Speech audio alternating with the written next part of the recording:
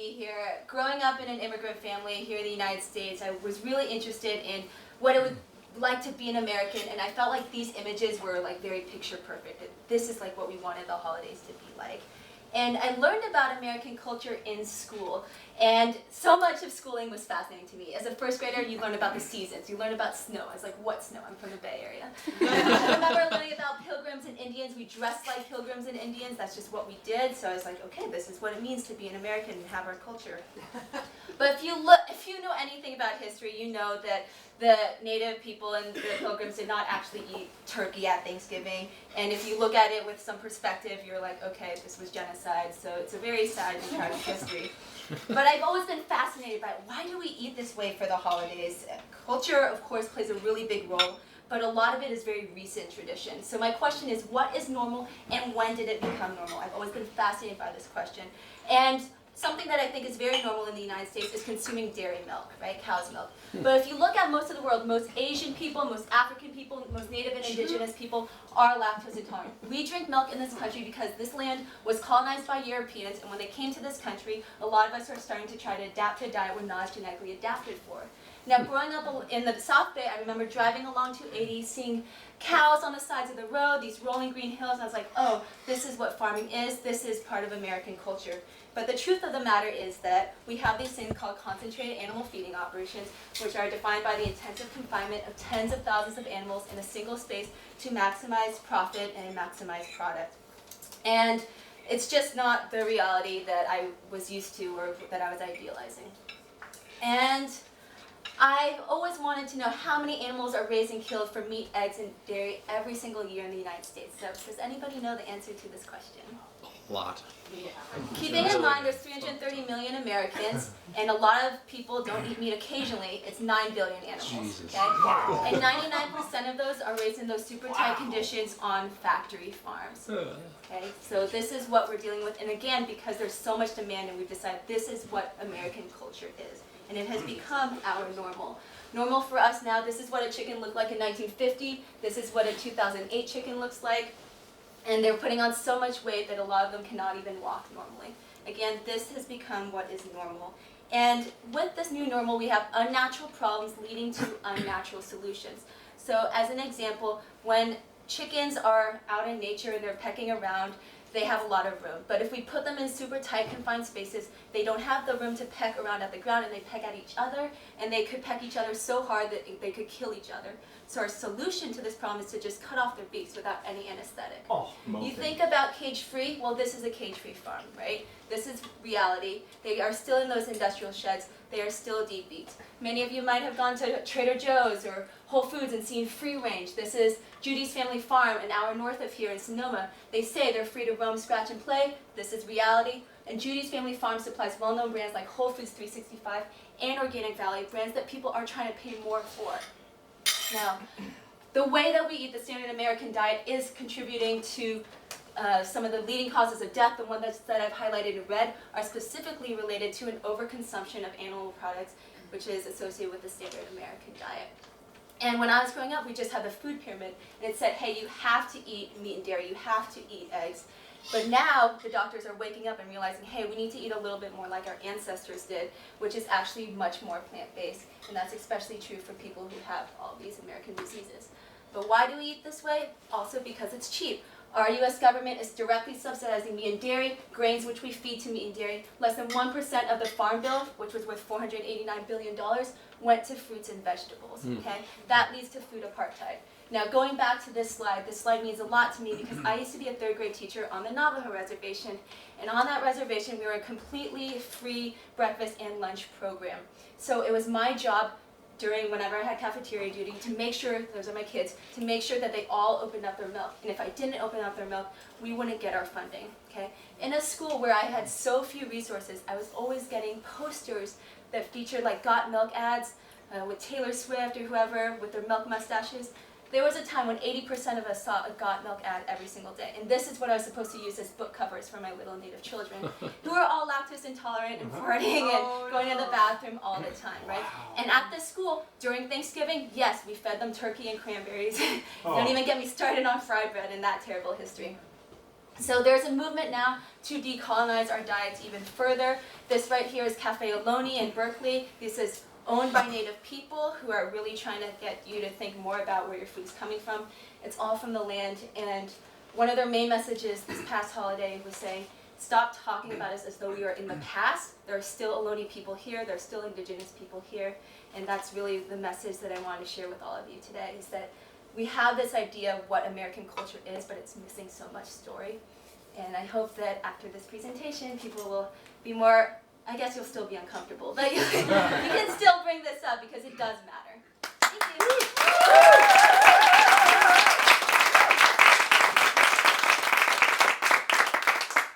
Questions? Yes, Renata? So you said, don't even get me started on fry bread. I'd like to get you. When people think of Navajo food, the very first thing they think of is fry bread. Fry bread is made from wheat, and that came from the U.S. government when they were forcing the Navajo people to physically go on this long walk where they wouldn't be able to have access to any of their native foods. And so it was only from learning, they were forcibly marched with all this as the ration, and so they had to make do with it. So yes, it's a part of Native culture now, but only because we forced it to be that way. And it's also extraordinarily high in fat. It's not a particularly healthy food. It's just, fried. Yeah, and on the Navajo reservation, there's obesity, diabetes, all of that is extremely common. Yeah, and you see that with a lot of foods, like, in Black culture, you see people saying like, oh, we have soul food, right? But a lot of soul food is because it's from the animal part that the slave master didn't want to eat, and so they made that a part of the culture. And if you look at the Black Panther movement, we wanted to say, hey, Black people, we have culture in our language, we have culture in our food, but it's coming from this as well. If you go back to Africa, it really was a lot more plant-based. Yeah? What gives you hope about this in the moment? Are you seeing things changing for the better? Well, first of all, when I said that there was a genocide, everybody nodded their head, so that's that's good improvement, right? Like, it's true. And then the fastest growing sector of the grocery store industry right now is plant-based alternatives. And so people are starting to realize that there are other options. There's a lot of identity, I think, especially when you talk about Americanism and masculinity and the idea that you have to eat meat to be strong, but I think that that's sort of starting to go away. Arnold Schwarzenegger is somebody who's actually promoting more of like eating a plant-based diet. And because there are so many people who are willing to purchase this, as demand has increased, so has supply, and cost has gone down as well. So people don't necessarily have to say, oh, I'm vegetarian or vegan in order to, eat some more of these products. And whenever I go to, big tech companies and I'm saying, hey, let's add in more of these plant-based products, I say add in. I don't say like Meatless Monday where we take stuff away. We're adding it in, and we don't call things like the vegetarian chili. We call it like the spicy black Cuban bean chili or whatever it is, right? Because then people will actually purchase that. So we're learning more about those kinds of things psychologically. Speaking of consumer demand, you mentioned that like the free range thing is basically just a marketing ploy to make you pay more. What can you try and go for if you are going to eat meat, but you want to try and buy ethical meat? Yeah, so we're talking about that 1% of animal products that are not from these factory farms. Recognizing that that's going to cost money. If you go to a farmer's market, right, and you're paying like $1 for each egg, so you're paying $12 for a dozen eggs, that farmer will most likely want you to come and visit their farm. And they'll say, yeah, because this is why you're paying so much. That's really the only thing that you can really do is know who your farmer is. Okay. Yeah. Did you hear about the activists that got arrested recently for filming this stuff? Which ones? It's relevant to what you were saying about Whole Foods and their brands, because in Petaluma there was they were filming marries and Petaluma Farms, like some of the brands of Whole Foods that are in their green range. Yeah. And there were activists filming there, and they filmed abhorrent conditions. There was people on the radio talking about things they saw with their own eyes, and other things that have been reported. And it's like a marketing ploy. I think the best thing you can do is like to eat as local as you can, but these are things that we see as local, right? That we see as like good brands. So I think it just it underscores the importance of knowing your food sources. Well, and a lot of states are also passing ag laws, which make it a crime for us to take videos of what's going on. And that's what was used to arrest these people, unfortunately. It's like, it's about free speech and stuff. Another thing that happens are the common farming practice exemptions, which state that as long as something is normal on a factory farm and it's up to the factory farms to decide what that is, then it's legal. Yeah. Yes. So in terms of decolonization, you use the word decolonization. Are you saying you want to revert to a degree of foraging, or do you want to go away from agriculture?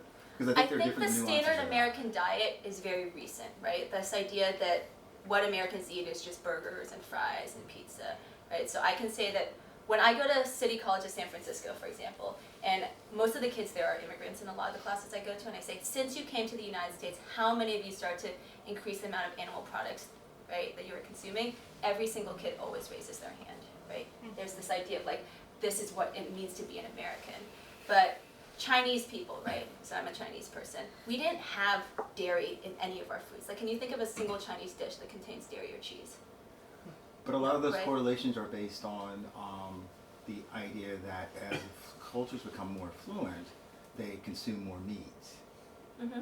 So I think there are nuances to what you're saying, because I do believe that there's way too much meat, but we need to also address the fact that once you start corralling and doing agriculture, you are doing the exact thing where you're saying, I want to maximize yield. So Well, any actually, agriculture- what's happening... Yes, that's pretty much what the intent of Even- agriculture is, to maximize yield. Oh, yeah, sure. But Efficiency. the thing is that actually raising animals is not the most effective way to feed everybody in the world. So, To me, those are separate discussions, but Okay. agriculture is maximizing yield, so we're okay with maximizing yield. yeah, like, I don't disagree with that. Yeah.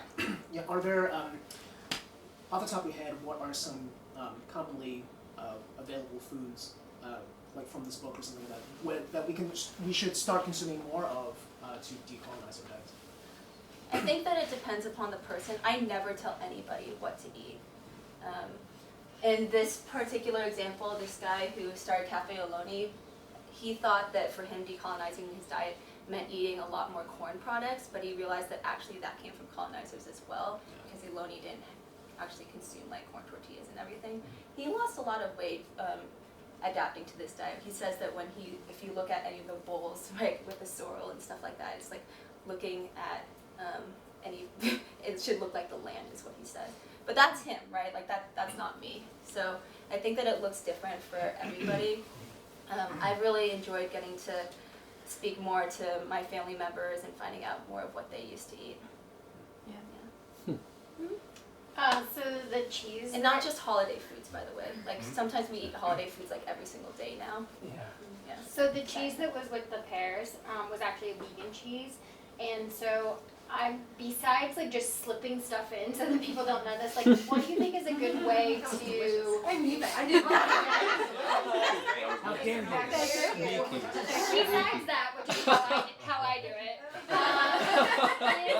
what do you think is a good way to help reduce the stigma around vegan? Because if I put a little sign in it that said vegan, I don't think people would have eaten it. And so what do you think is like one of the best ways, besides just saying spicy chili, is there like another way to help destigmatize plant-based and vegan? Yeah, so there's a lot to say. First of all, we have to recognize that veganism has mostly been in the media, and there's been a lot of like white wealthy vegans, and a lot of like products that you purchase at Whole Foods that are vegan are very expensive. And so when I'm speaking to low-income communities, like we do have to address that as well, right? I have personally found that in the Bay Area in particular, the word vegan has a lot of very negative connotations. And when I speak internationally, it's a word that they recognize, and so then we use it. But here in particular, you will hear a lot more of like plant forward, which it's just like plant-based, but instead of, a lot of tech companies like to do plant forward, right? They'll say like the star of the meal are the vegetables, right? You have a bowl, you fill it with veggies and grains and quinoa, and you put 2 ounces of steak on top. So you're still eating the steak, but it's plant forward, right? There's more synergy that way. We got time for one more question. Tell us a little bit about your background. It sounds like you're going around talking about this a lot. What do you do to get the word out? Yeah, so I'm actually am now the executive director of the Factory Farming Awareness Coalition, so I just got promoted. So what our organization does is we give free presentations about the impacts of our food choices as they relate to social justice, public health, the environment, and again, we don't tell people what to eat, but we do bring a lot of food with us typically. And we do this not only at schools and colleges, but also at corporations. And then we are the US coordinators of Green Monday. So if anybody is familiar with the Green Monday campaign, which started in Hong Kong, we brought that here. And the emphasis is on sustainability. So given that the animal agriculture causes so much greenhouse gas emissions, what can we be doing as a city or as a college to reduce our carbon emissions? And so then we can actually calculate that.